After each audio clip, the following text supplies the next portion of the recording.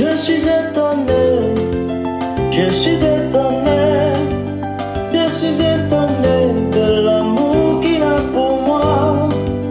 Je suis étonné, je suis étonné, je suis étonné de la tendresse qu'il a pour moi. Jésus est.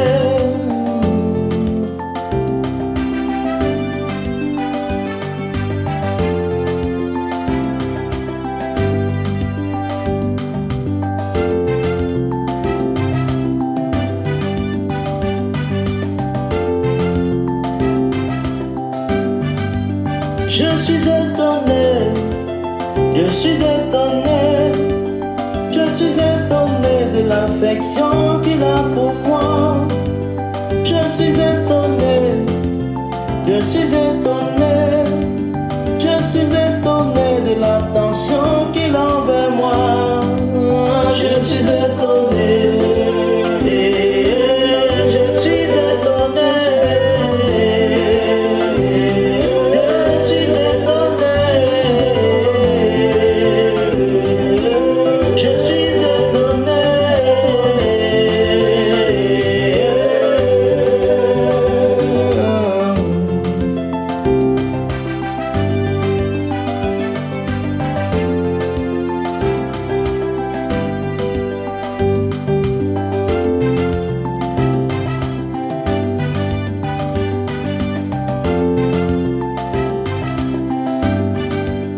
Je suis étonné, je suis étonné, je suis étonné de sa miséricorde pour moi.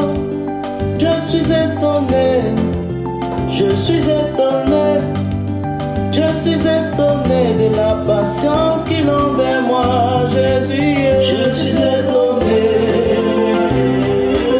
je suis étonné.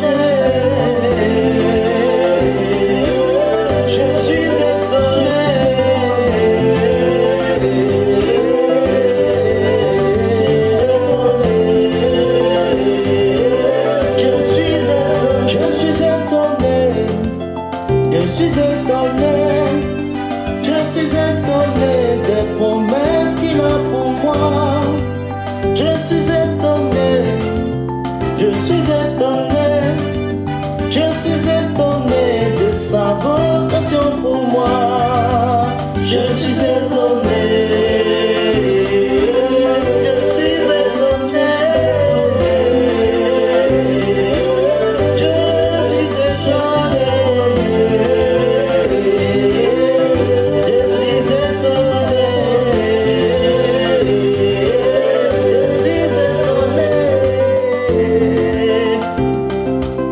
Et rempli de joie, oui, rempli de joie. Je suis étonné.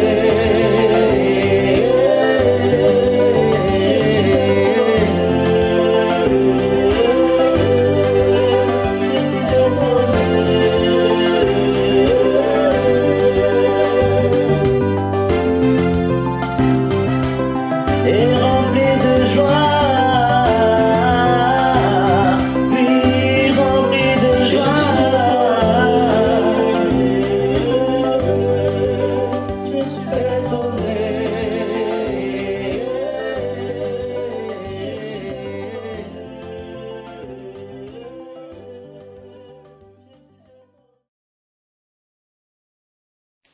Nous allons évoluer sur notre enseignement sur la réussite.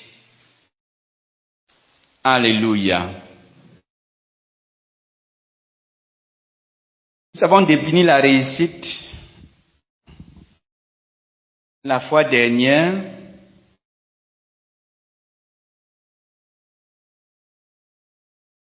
Et nous pouvons dire que la réussite, en résumé, consiste à être ce que Dieu nous a destiné à être.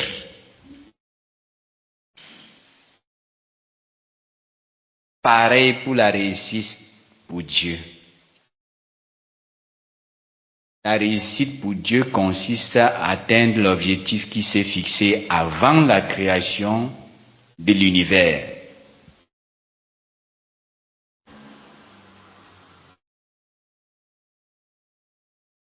Et dans l'effectivité, notre réussite est liée à son royaume. Notre réussite s'exprime dans son royaume de façon absolue, de manière absolue. Cela veut dire que l'entrée dans le royaume de Dieu est le signe de la réussite définitive, mais qui se traduit dans le temps actuel par la fidélité et au service, la prudence à sa justice, à la suite de notre salut par la grâce, à la suite de l'expérience, la rédemption par la grâce, et l'effectivité de ce salut, de cette réussite, consiste à entrer finalement dans le royaume de Dieu à venir. Alléluia. Son royaume n'est pas de ce monde. Nous sommes dans le temps des nations où Babylone règne. Et nous devons promouvoir le royaume de Dieu qui est à venir. Et dont on voit la description dans le livre de Apocalypse 20. Apocalypse 21 parle du royaume de Dieu dans sa phase effective.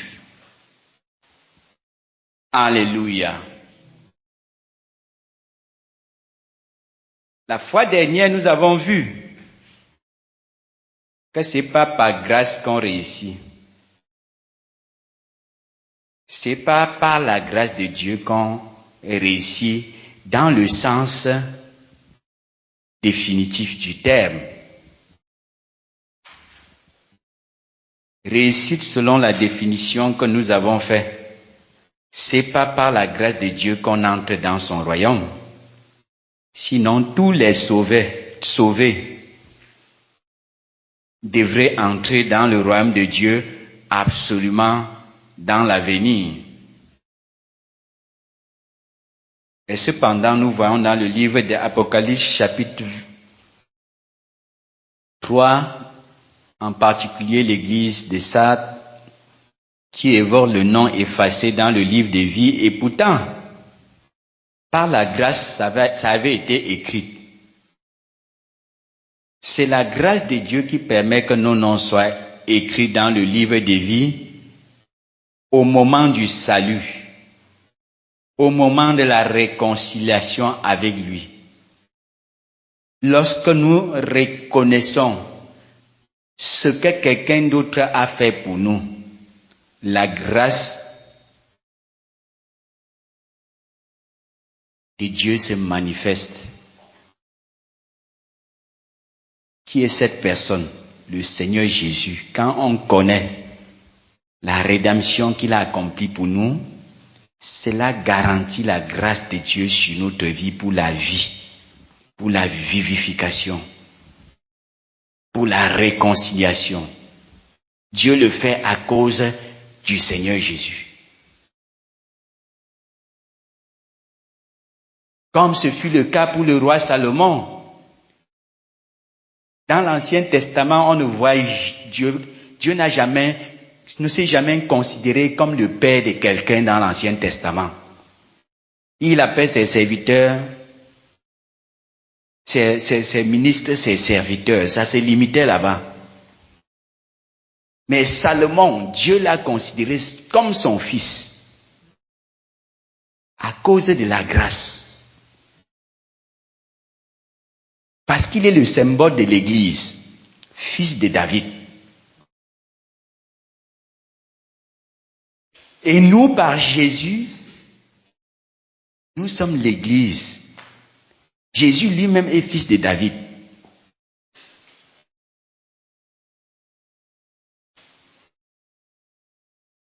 Dieu promet à David de considérer Salomon comme son fils et promet que la grâce ne se retirera, il ne retirera jamais sa grâce sur Salomon.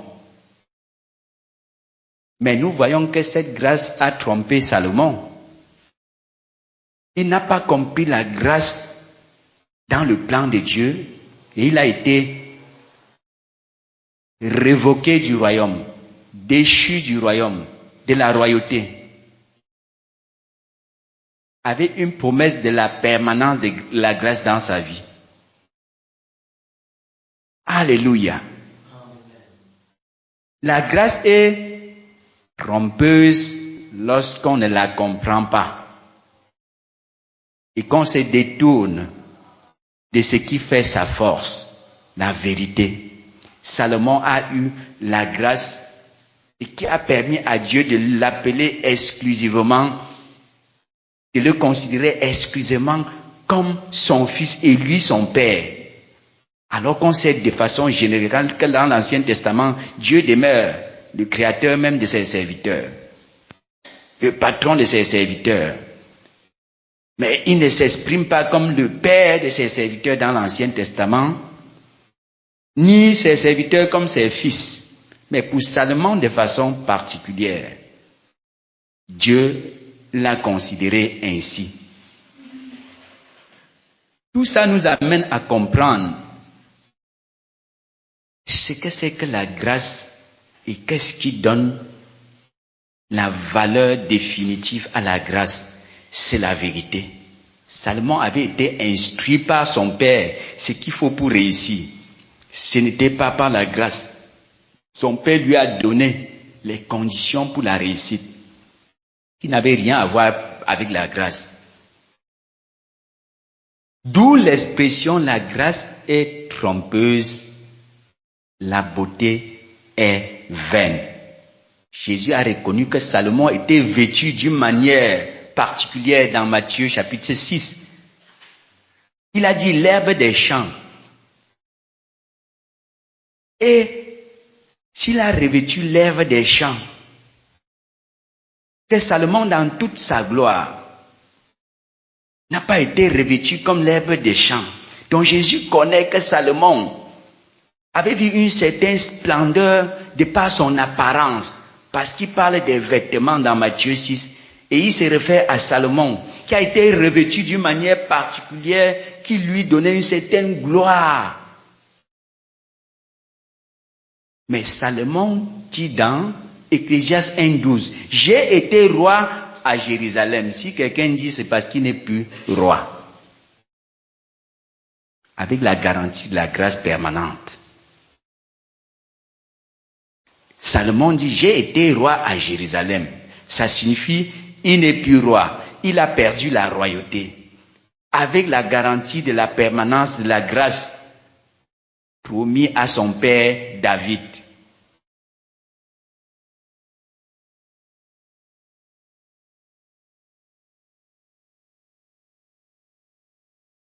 La grâce fait qu'à cause de quelqu'un d'autre, Dieu continue à utiliser les dons et les talents dans notre vie. Mais ça ne nous garantit pas l'entrée dans son royaume, qui n'est pas présent. Nous allons lire certains passages et examiner dans la vie de Salomon, symbole de l'Église, de la femme. Salomon dans sa splendeur, dans sa gloire. On sait comment les femmes aiment se vêtir. Avec la garantie de la grâce permanente, a été déchu de la royauté, de son vivant. C'est ainsi avec les chrétiens. Il y a plusieurs. Dans Matthieu 7, Jésus dit, « Ceux qui me disent, Seigneur, Seigneur, n'entreront pas tous dans le royaume, dans la suite des temps, parce que c'est pas maintenant. » Matthieu 7, versets 21 et 22. Et nous allons aussi étudier, nous allons aussi lire les propos de Paul à la fin de son séjour sur la terre et l'assurance pour l'entrée dans le royaume par la suite. Pour que nous ne tombions pas dans l'hérésie de la grâce du royaume, du kingdom now. La fausse doctrine qui fait croire que Dieu règne, le royaume de Dieu est déjà établi Nous y sommes déjà. Or, on prend parfois les prophéties exprimées au présent comme si c'était l'effectivité du royaume de Dieu. Mais lorsqu'on comprend la Bible selon la révélation, on réalise que le royaume de Dieu est à venir et que sa grâce nous a introduits dans le plan pour le royaume à venir. Matthieu chapitre 7, verset 21 à 23, je pense, ou 22, 23, oui. Ceux qui me disent Seigneur, Seigneur, n'entreront pas tous dans le royaume des cieux, mais celui-là seul qui fait la volonté de mon Père qui est dans les cieux. Plusieurs me diront en ce jour-là, Seigneur, Seigneur, n'avons-nous pas prophétisé par ton nom? N'avons-nous pas chassé les démons par ton nom? Et n'avons-nous pas fait beaucoup de miracles par ton nom? Alors je leur dirai ouvertement, je ne vous ai jamais connu. Retirez-vous de moi, vous qui commettez l'iniquité. Alléluia. Amen. Voilà un groupe de personnes trompées par la grâce de Dieu sur leur vie. Cette grâce qui permet aux dons, aux talents, aux capacités ministérielles de continuer à s'exprimer, même si nous sommes dans la désobéissance. Même si nous sommes dans l'iniquité, ce n'est pas un obstacle pour l'expression des dons spirituels, à cause de la grâce. Ils sont empêchés d'entrer dans le royaume de Dieu. Comme nous allons voir de manière pratique pour Salomon, qui a été déchu de la royauté, mais avec la grâce promise, de façon permanente sur sa vie, il continue à manifester les dons de sagesse, de connaissance. Il continue à manifester les talents de Dieu.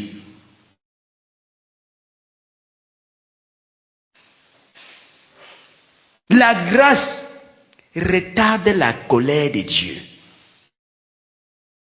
durant le séjour de l'homme sur la terre. Altère, abaisse la colère de Dieu pour que les dons et les talents continuent à s'exprimer pour l'avancement de son œuvre. Mais cette grâce n'annule pas la colère de Dieu si on meurt sans se mettre dans une condition de fidélité, dans une condition de justice. Et dans l'iniquité, la grâce permet aux dons de s'exprimer. Et les gens s'étonnent ici. Parce que sous la grâce, ils opéraient. Ça fonctionnait. Mais ça ne garantit pas le royaume. La grâce nous permet d'exprimer les dons et les talents et d'avoir la vie divine au commencement. Mais pour consolider cette vie, pour maintenir notre nom dans le livre des vies, on a besoin de la vérité qui nous place dans la volonté de Dieu. Alors la vie reçue par la grâce est en sécurité. Et la grâce, qu'on soit dans la pureté ou non, ça s'exprime. Qu'on soit dans le mensonge doctrinal ou non, la grâce fonctionne. Fait que les dons fonctionnent toujours. La grâce fait que Dieu ne nous éteint pas dans sa fureur, dans sa colère, à cause de la grâce. Il regarde son fils Jésus par qui la grâce est arrivée. Il se retient. Comme il disait à Salomon quand il le rejetait. J'aurais dû immédiatement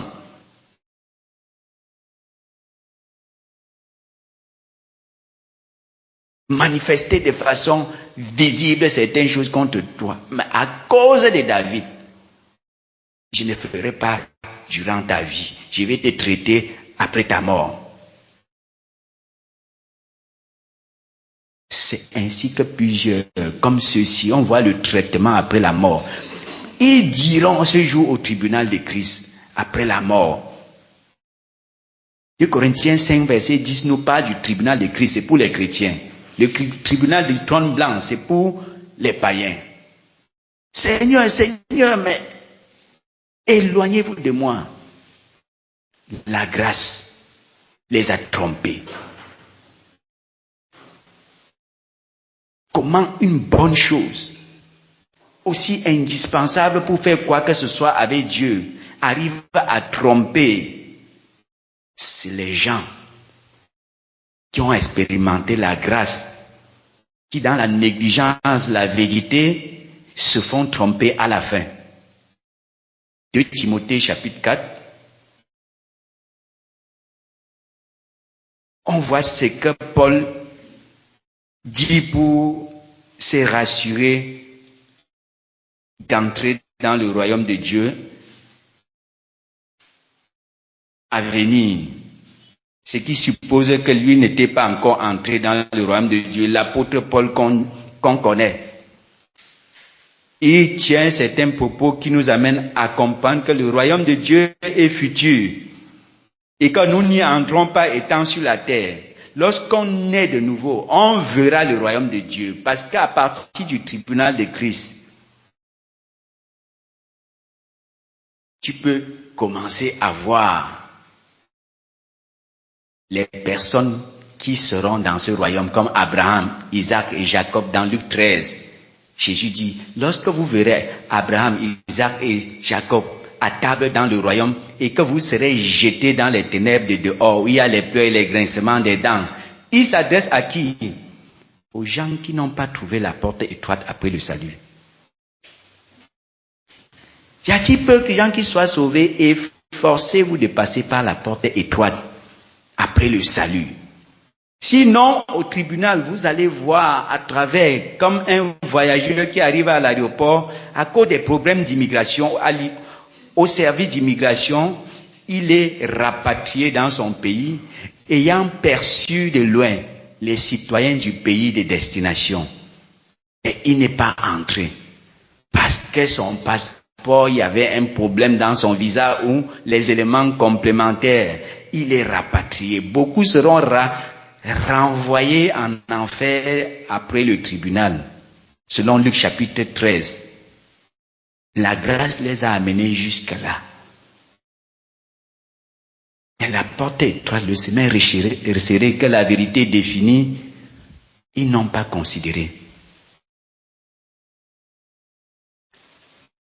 2 Timothée chapitre 4, lisons du verset 6 jusqu'au verset 18. On voit comment Paul évoque la perspective à venir pour entrer dans son royaume. Paul n'a pas dit, je suis né de nouveau, je suis entré.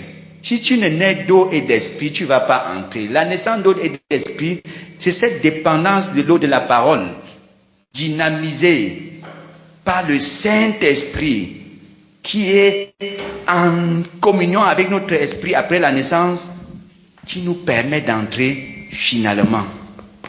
Mais si on est vide de l'eau de la parole après la nouvelle naissance, on ne va pas entrer parce qu'on va marcher dans l'iniquité. Disons,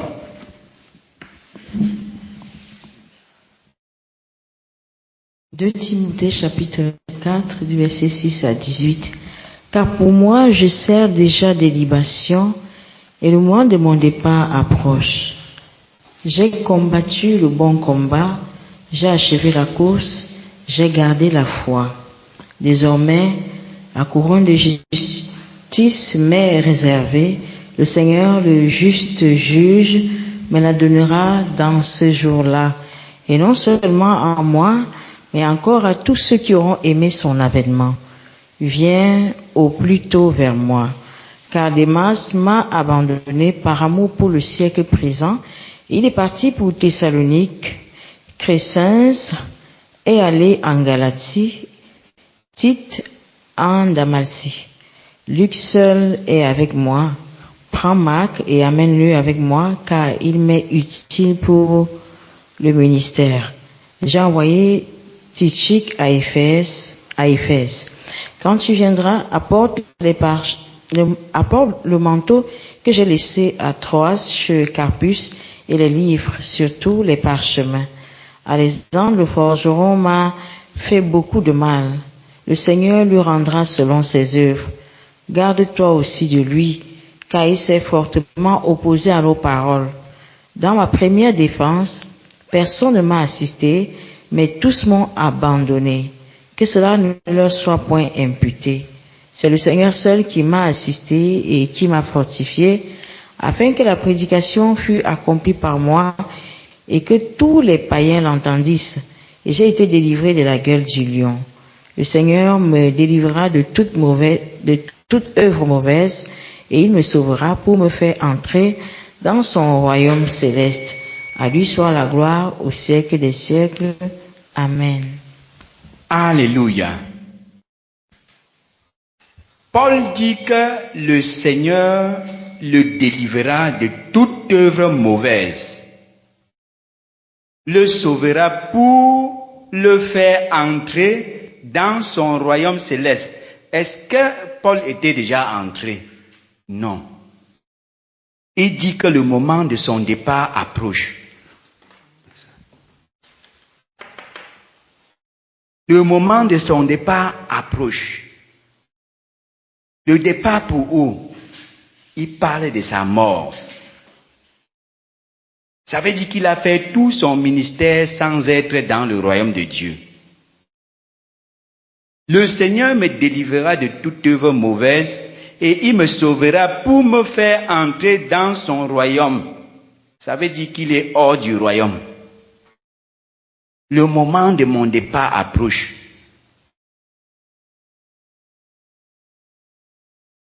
Alléluia. En d'autres termes, Dieu le fera réussir définitivement. La réussite ne consiste pas à naître de nouveau, manifester les dons et les talents et le ministère.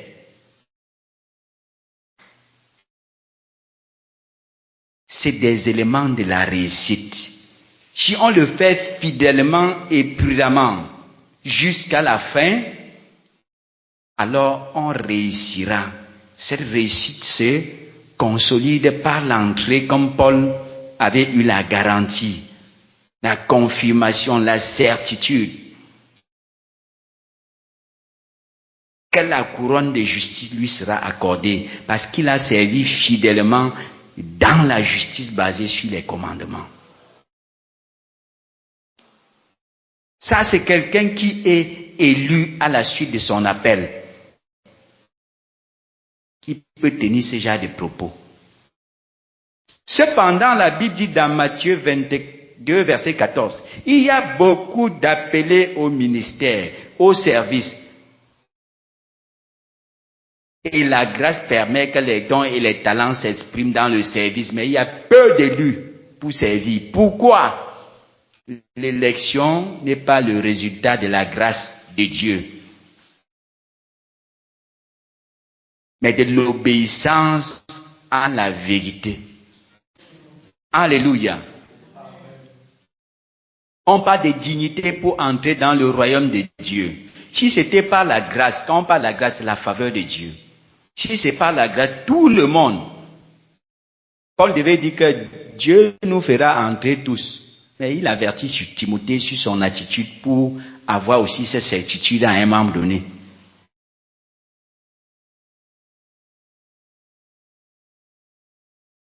Si c'était pas question de dignité, il allait dire tous les sauvés vont entrer par la grâce dans le royaume de Dieu.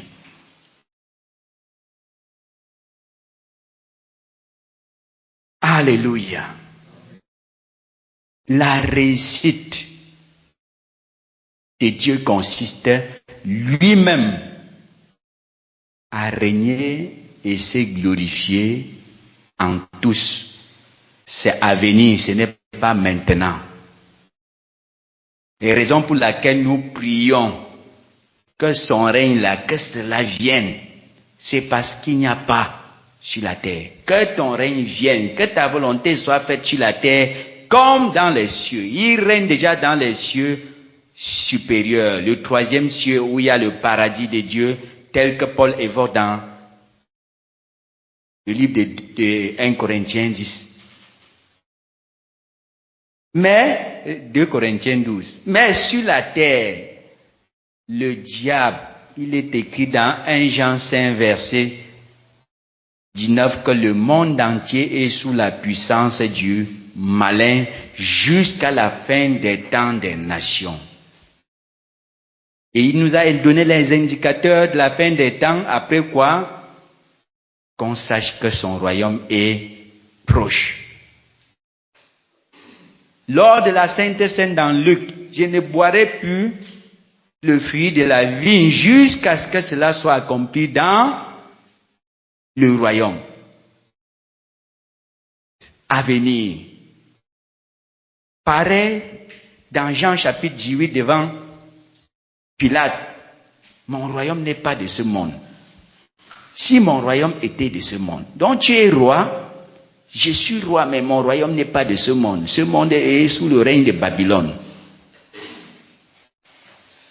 Je suis venu pour rendre témoignage à la vérité, pour que les gens se préparent pour mon royaume à venir. Nous allons voir de façon pratique une personne qui a perdu le royaume de Dieu, mais qui a vécu dans la grâce.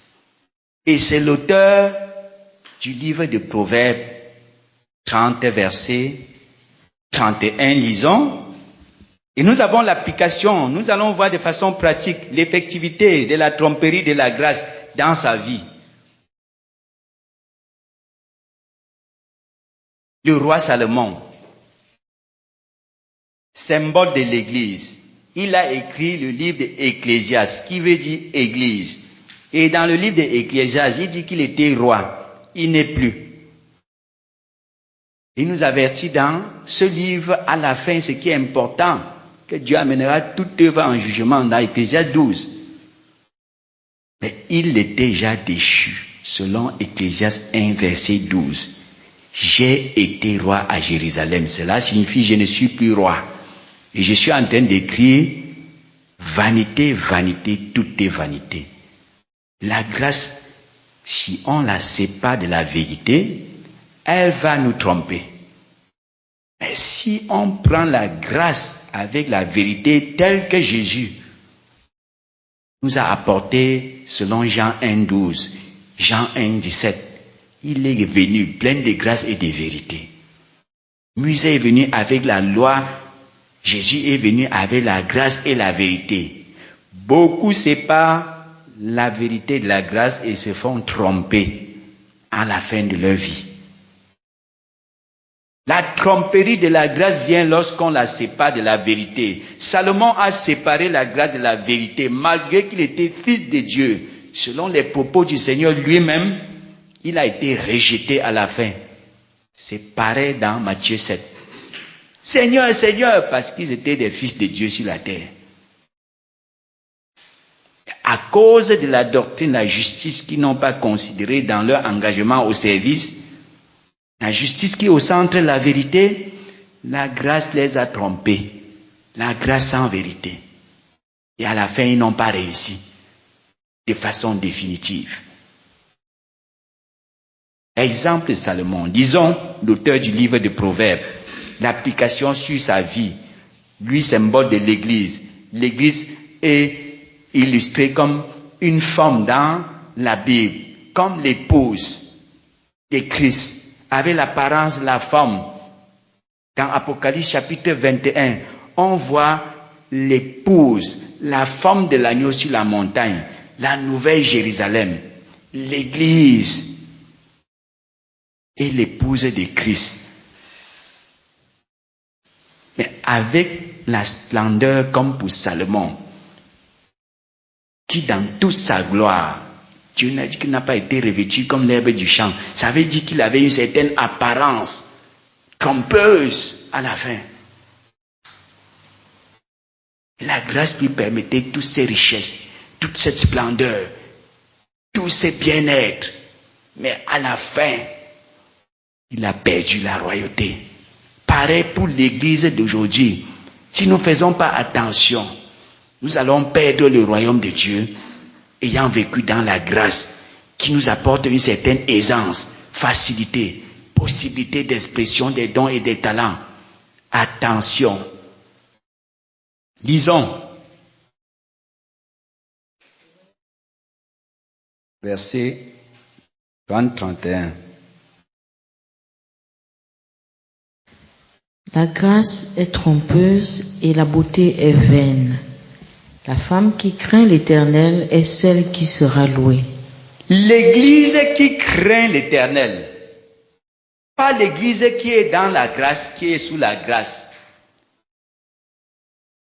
Qui craint, qui obéit, qui se soumet à l'Éternel, c'est cette église-là qui sera glorifiée définitivement.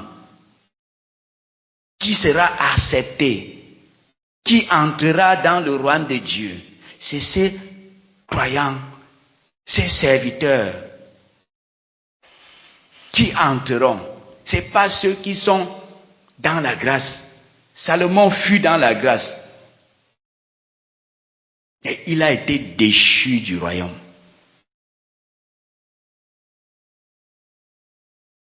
Et à cause de David, Dieu a maintenu sa position de son vivant et a réservé les choses après sa mort. Les conséquences de sa vie dans la désinvolture, dans l'iniquité juridique, bien qu'ayant construit un temple qui a une réputation. Ainsi, nous pouvons faire des grandes œuvres. Mais s'il y a des problèmes avec la justice qui fait partie de la vérité, nous allons perdre le royaume. Nous ne régnerons pas avec Christ. Nous n'entrerons pas dans son royaume. Malgré la grâce qui permet aux dons, aux talents et qui permet notre séjour de continuer à se prolonger sur la terre, attention. 2 Samuel chapitre 7.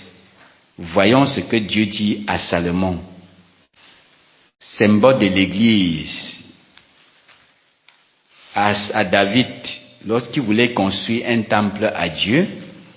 Il a dit, je vais revêtir ton fils de la grâce et il va construire ce temple. Or, la grâce qui empêche la colère de Dieu de se déployer dans sa plénitude nous permet de continuer à utiliser les dons et les talents pour son œuvre, mais ça ne nous garantit pas l'entrée dans son royaume. S'il y a problème de vérité, s'il y a problème de pureté, de sainteté, sans la sanctification, nul ne verra le Seigneur. Malgré la grâce qui nous accompagne et permet l'expression des dons. Lisons.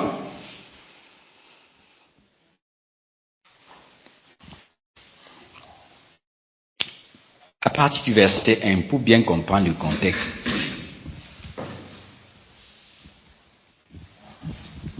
De Samuel chapitre 7.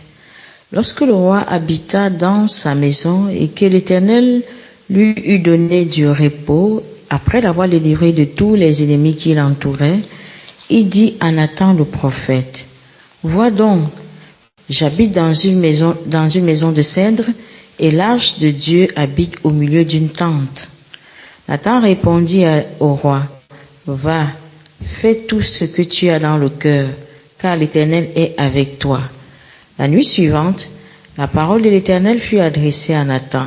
« Va dire à mon serviteur David, ainsi parle l'Éternel. Est-ce toi qui me bâtiras une maison pour que j'en fasse ma demeure? Mais je n'ai point habité dans une maison depuis le jour où j'ai fait monter les enfants d'Israël hors d'Égypte jusqu'à ce jour. J'ai voyagé sous une tente et dans un tabernacle. Partout où j'ai marché avec tous les enfants d'Israël, ai-je dit un mot à quelqu'une des tribus d'Israël à qui j'avais ordonné de paître mon peuple d'Israël? Ai-je dit, pourquoi ne me bâtissez-vous pas une maison de cèdre? Maintenant, tu diras à mon serviteur David, ainsi parle l'Éternel des armées. Je t'ai pris au pâturage derrière les brebis pour que tu fusses roi sur mon peuple, sur Israël. J'ai été avec toi partout où tu as marché. J'ai exterminé tous tes ennemis devant toi et j'ai rendu ton nom grand comme le nom des grands qui sont sur la terre. J'ai donné une demeure à mon peuple, à Israël, et je l'ai planté pour qu'il y soit fixé et ne soit plus agité, pour que les méchants ne l'oppriment plus comme auparavant. Et comme à l'époque où j'avais établi des juges sur mon peuple d'Israël, je t'ai accordé du repos en te délivrant de tous tes ennemis. Et l'Éternel t'annonce qu'il te créera une maison. Quand tes jours seront accomplis et que tu seras couché avec tes pères, j'élèverai ta postérité après toi, celui qui sera sorti de tes entrailles, et j'affermirai son règne. Ce sera lui qui bâtira une maison à mon nom, et j'affermirai pour toujours le trône de son royaume. Je serai pour lui un père, et il sera pour moi un fils. S'il fait le mal, je le châtierai avec la verge des hommes et avec les coups des enfants des hommes. Mais ma grâce ne se retirera point de lui, comme je l'ai retiré de Saül, que j'ai rejeté devant toi. Ta maison et ton règne seront pour toujours assurés. Ton trône sera pour toujours affermi. Alléluia. Amen. Versets 14 et 15. Intéressant. Dieu tient des propos significatifs pour l'Église. Dieu nous reconnaît comme ses fils, comme ses enfants, comme ce fut le cas pour Salomon, à cause de la grâce. Je serai pour lui un père, il sera pour moi un fils.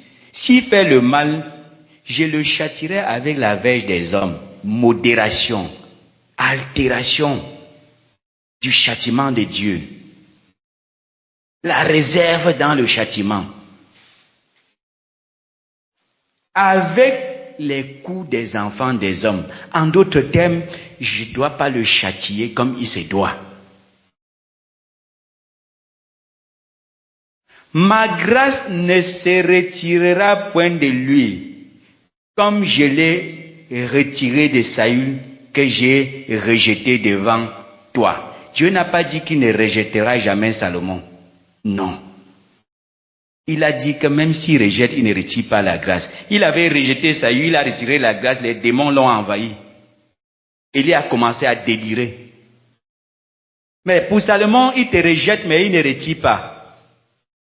Tu continues à être sur pied, de bon sens, mais perdu si tu meurs dans cette condition. Alléluia. C'est très important de comprendre là où la grâce peut nous égarer. La grâce qui est quelque chose d'aussi important et indispensable pour la réussite. Parce que sans la grâce, nous ne pouvons pas commencer quoi que ce soit avec Dieu, ni faire partie de sa famille. Donc on ne peut même pas commencer. La grâce est si importante qu'on ne peut pas estimer sa valeur. Mais qu'est-ce qui permet l'accomplissement dans la grâce? C'est la vérité. Qu'est-ce qui empêche Dieu de nous rejeter? Ce n'est pas la grâce. C'est la vérité. Et la grâce fait que nous soyons empêchés d'être châtiés à la juste mesure. Il a fait pour Saül qui n'avait pas la grâce. Il a rejeté, il a retiré la grâce. Les démons l'ont envahi. Pour Salomon, Dieu va le rejeter, il va continuer à être stable. Et écrit même, étant rejeté, j'ai été roi à Jérusalem. Lisons ces propos dans Ecclésiaste 1:12. Il continue à avoir un bon sens, il peut écrire. Il n'est pas comme Saül qui délirait. Après que Dieu, après le rejet, Salomon était inspiré toujours. Ecclésiaste 1:12. Moi, l'Ecclésiaste, j'ai été roi d'Israël à Jérusalem. J'ai été roi Il ne dit pas je suis roi. Or, on sait que c'est la mort qui mettait fin à la royauté. Mais il écrit lui-même de son vivant qu'il a été, le passé composé. Donc d'apparence, il est roi, mais il reconnaît que Dieu lui a dit quelque chose d'horrible. Lorsqu'on va lire par la suite, on verra que Dieu l'a rejeté. Lorsqu'on va lire dans 1 Roi 11.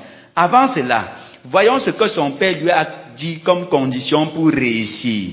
Le père n'a pas évoqué la grâce, mais les éléments de la vérité. Lisons dans le livre de 1 Roi, chapitre 2, qui parle de la mort du roi David, ou ce qui précède la mort du roi David, l'avènement de sa mort. Il donne des conseils à son fils, à qui Dieu a garanti la permanence de la grâce. La grâce n'empêche pas Dieu de rejeter son enfant, son fils, comme Salomon. Je serai pour lui un père, il sera pour moi comme un fils. Je ne retirerai pas la grâce.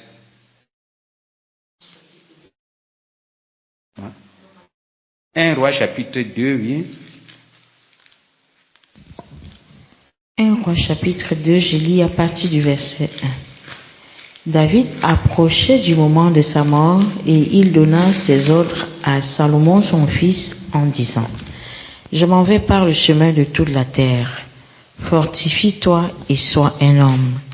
Observe les commandements de l'Éternel ton Dieu en marchant dans toutes ses voies et en gardant ses lois, ses ordonnances, ses jugements et ses préceptes, selon ce qui est écrit dans la loi de Moïse, afin que tu réussisses dans tout ce que tu feras et partout où tu te tourneras.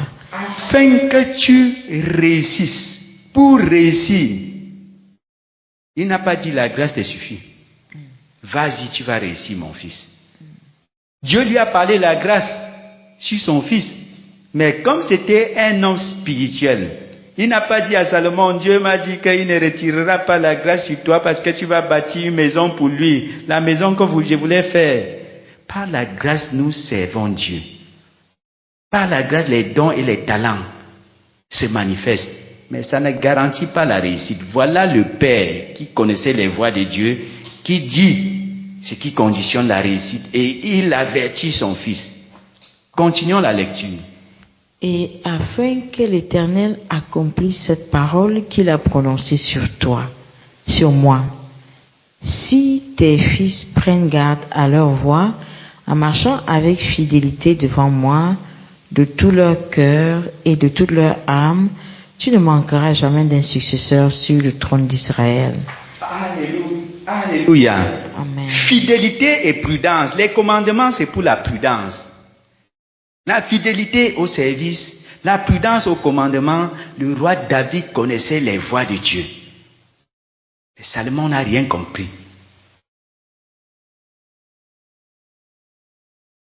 Pour qu'il réussisse, David a évoqué la vérité. Et la réussite consiste à être considéré pas seulement comme le fils, mais comme digne du royaume, digne de la royauté. Salomon n'a pas réussi à ce niveau. Pourquoi? Allons dans le chapitre 11, la fin du parcours de Salomon.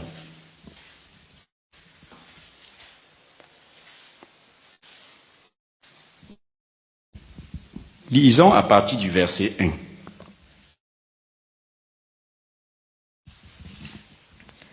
Le roi Salomon aima beaucoup de femmes étrangères, outre la fille de Pharaon, des Moabites, des Ammonites, des Édomites, des Sidoniennes, des Hétiennes, appartenant aux nations dont l'Éternel avait dit aux enfants d'Israël, vous n'irez point chez elles et elles ne viendront point chez vous. Désobéissance aux instructions, aux prescriptions, aux commandements de Dieu. Facteur de l'échec. On va voir ce qui va pousser Dieu à le rejeter C'est pas la grâce. C'est la désobéissance aux instructions que le Père a données avant sa mort. Continuons. Elles tourneraient certainement vos cœurs du côté de leur Dieu. Ce fut à ces nations-là que s'attacha Salomon, entraîné par l'amour. Oh, l'amour sans frontières, qui continue à détruire dans l'église d'aujourd'hui. L'amour a eu un passeport diplomatique dans la vie de beaucoup de ministres de Dieu. Un passeport diplomatique, tu n'as pas besoin du visa. Quelque chose te plaît dans une nation, boum, tu es là-bas. Ah, les visas là, ça perd le temps et il faut beaucoup justifier. Lisons. Il eut 700 princesses pour femmes et 300 concubines. La grâce était là pour gérer. Et ces femmes détournèrent son cœur. À l'époque de la vieillesse de Salomon, ces femmes inclinèrent son cœur vers d'autres dieux, et son cœur ne fut point tout entier à l'Éternel son Dieu, comme lui était le cœur de David son père. Salomon alla après Astarté, divinité des Sidoniennes, et après Milcom, l'abomination des Ammonites. Et Salomon fit ce qui est mal aux yeux de l'Éternel, et ne suivit point pleinement l'Éternel comme David son père.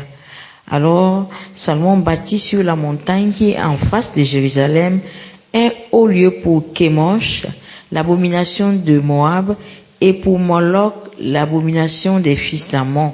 Et il fit pour toutes ces femmes étrangères qui offrèrent des parfums et des sacrifices à leurs dieux. Et il fit ainsi. Pour toutes ces femmes étrangères qui offraient des parfums et des sacrifices à leurs dieux, l'Éternel fut irrité contre Salomon parce qu'il avait détourné son cœur de l'Éternel, le Dieu d'Israël, qui lui était apparu 2 fois. Il lui avait à cet égard défendu d'aller après d'autres dieux. Mais Salomon n'observa point les ordres de l'Éternel. Et l'Éternel dit à Salomon, « Puisque tu as agi de la sorte, et que tu n'as point observé mon alliance et mes lois que je t'avais prescrites, je déchirerai le royaume de dessus toi et je le donnerai à ton serviteur. Seulement, je ne le ferai point pendant ta vie à cause de David ton père. C'est de la main de ton fils que je l'arracherai. Je n'arracherai cependant pas tout le royaume, je laisserai une tribu à ton fils à cause de David mon serviteur et à cause de Jérusalem que j'ai choisi. » Alléluia. Amen. Voilà Salomon avec l'abondance de la grâce. L'abondance de la grâce. Dieu n'a pas retiré la grâce. Mais la déchéance. J'ai été roi. Lui-même, il a connu ici. Lorsqu'on voit un peu plus en avant, dans le même chapitre, le transfert de la royauté à quelqu'un d'autre par la prophétie de son vivant. Lui-même a su que quelque chose m'a quitté. Et il écrit, j'ai été roi. Maintenant, ce n'est que des apparences. Spirituellement, je suis déchu. Mais à cause de la grâce, ça fait que l'apparence nous trompe les gens. Roi fictif. Il n'y avait plus de légitimité. Seulement l'effectivité. On voit effectivement un roi, mais que légitimement, la prophétie a déjà établi quelqu'un d'autre. Et la grâce fait qu'il soit toujours au poste. Comme aujourd'hui, la grâce fera qu'on soit toujours au pupitre, malgré le rejet. Hein? Si on oublie la vérité, la grâce ne va pas t'arracher du pupitre.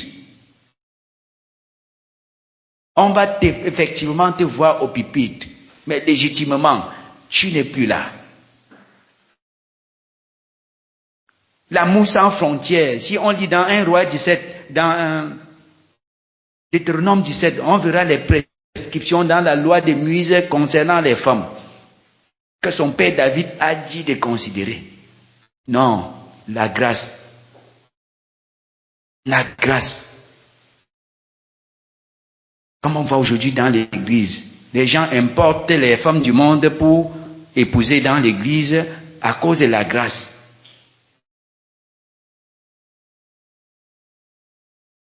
Et ils vont eux-mêmes la convertir.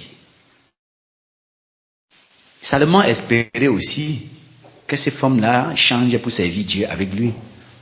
À la fin, c'est toi qui vas servir les dieux, même si elles font semblant au départ. Salomon, à la fin, a servi leur Dieu par la grâce, avec la grâce. Le marteau de Dieu n'est pas tombé sur sa tête parce qu'il est dans l'idolâtrie. La grâce était là pour empêcher que Dieu ne le châtie comme il se doit.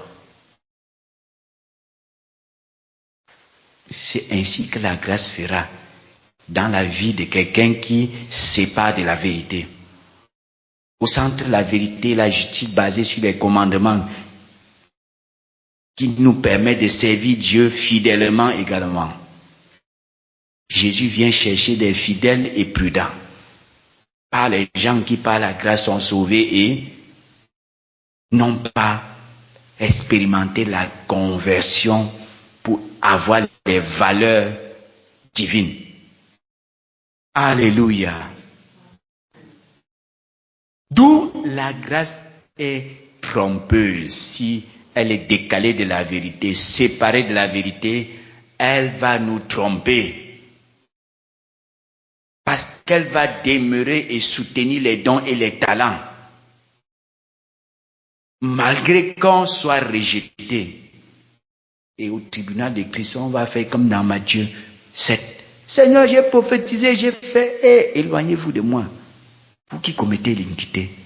Quand vous êtes nés de nouveau, voyez Abraham, Isaac et Jacob, les voilà disposés pour le règne qui sera inauguré bientôt.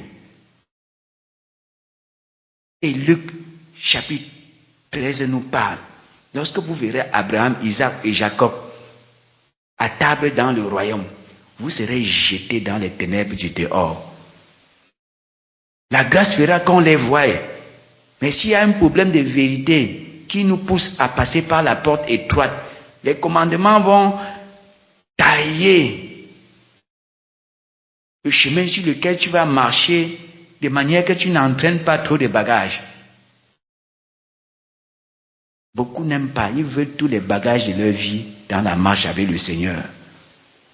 À cause de la nouvelle naissance, si on est né de nouveau, on ne peut voir. Si on est né d'eau et d'esprit, on ne peut entrer. Si on est de nouveau, on peut voir.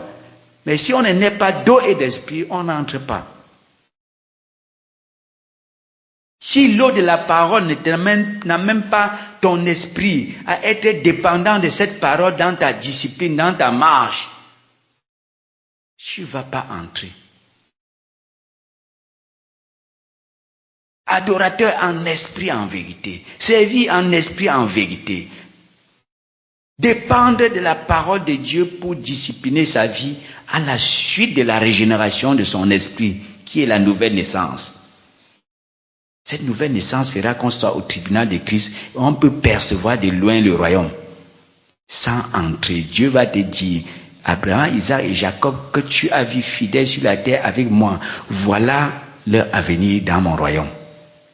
Mais toi, à cause de la porte étroite, du chemin resserré, que tu n'as pas suivi quand tu prophétisais, quand tu chassais les démons, quand tu construisais le temple comme Salomon, Dieu l'a apparu 2 fois. Tu peux voyager au ciel et tu fais les navettes au ciel et sur la terre pendant ton séjour. Ça ne garantit pas la finalité là-bas. Satan habitait même là-bas. Ça n'a pas empêché qu'il soit précipité. Beaucoup, à cause des expériences qu'ils ont eues d'extase, ravis au ciel, on pense que c'est un compromis, une garantie. Non, Satan habitait là-bas. Ça n'a pas empêché qu'il soit précipité. Combien de fois nous qui faisons seulement les navettes pour ceux qui ont eu des expériences du ciel et de l'enfer, ça ne garantit pas. Satan habitait là-bas, ça n'a pas garanti son éternité là-bas. Alléluia. Quand nous ne séparions jamais la grâce de la vérité, on sera trompé s'il en est ainsi. Mais si on valorise la grâce de Dieu qui est important pour nous, par notre obéissance à la vérité pour avoir un amour fraternel sincère, on dira comme Paul un jour que la couronne de justice m'est réservée. J'entrerai définitivement. L'apôtre Pierre également exprime les clés du royaume pour que l'entrée définitive nous soit pleinement accordée dans 2 Pierre 1, verset 3 à 11. Les choses, faites tous vos efforts, verset 5, pour joindre à la foi. La foi t'a sauvé. La Bible dit de faire tous tes efforts pour joindre à la foi la vertu, la science, la tempérance, l'amour fraternel, la charité. Si ces choses sont en toi et ils sont avec abondance, ça te permet l'élection et la stabilité vocationnelle évoquée au verset 10. En faisant ces choses, ça ne vous laisse pas oisif ni stérile dans la connaissance de Jésus. Appliquez-vous d'autant plus à affermir votre vocation, votre élection, afin que l'entrée dans le royaume de notre Père vous soit pleinement accordée. Ça veut dire qu'ils ne sont pas encore dedans. Mais l'apôtre Pierre, qui avait reçu les promesses des clés du royaume, dit à l'Église les choses à ajouter par des efforts à notre foi, en vue de l'entrée dans le royaume à la suite de la qualification de l'élection vocationnelle pour servir Dieu dans la légitimité. Alléluia. Nous allons continuer cet enseignement sur la réussite selon Dieu. En quoi consiste dans le sens définitif la réussite? Est-ce la nouvelle naissance? C'est un élément de départ. C'est l'entrée dans le royaume à venir qui est la réussite définitive, qui se traduit par le service dans la fidélité, la prudence à la justice, après le salut par la grâce. Alléluia.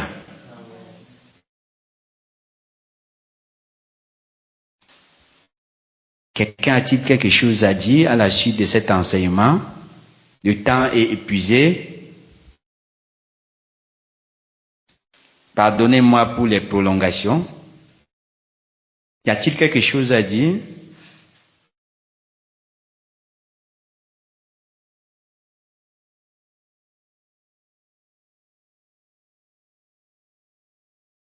S'il n'y a rien à dire, nous allons prier. Je laisse la parole au modérateur pour conclure ce moment. Alléluia. Alléluia. Amen. Wow, nous pouvons que dire gloire à Dieu pour ce message de ce soir. Il est important pour nous de prendre le temps pour réécouter et écouter attentivement afin de saisir la quintessence du message et comprendre vraiment pourquoi la Bible dit la grâce est trompeuse. Ne nous laissons pas berner, ne nous laissons pas tromper par la grâce. Alléluia. Pour ne pas tirer en long, je vais inviter en ce moment la chambre de l'Éternel, la sœur Stéphanie à le conduire pour la prière de la fin.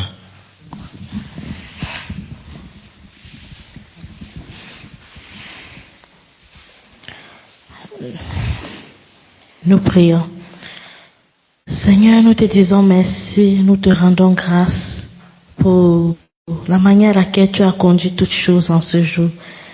Te disons merci pour les vases que tu as utilisés en ce jour, tant au niveau de la louange, l'adoration, au niveau de l'intercession et de l'enseignement, nous te disons merci.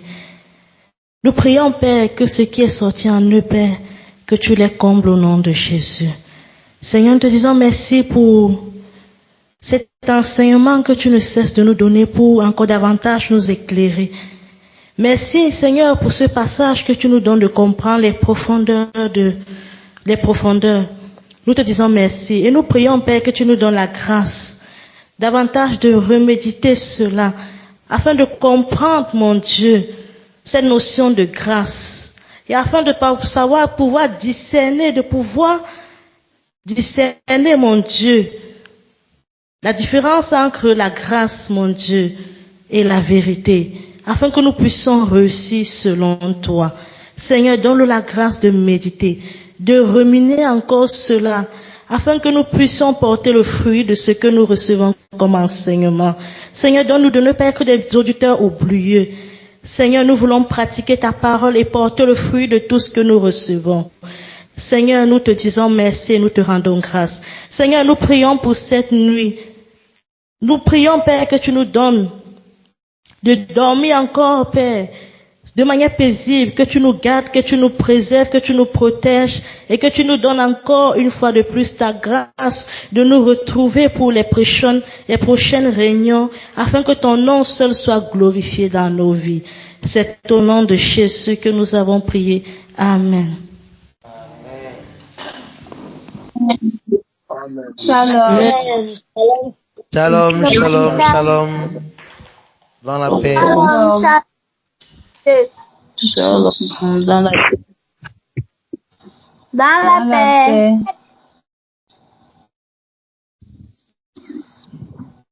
Dans la paix.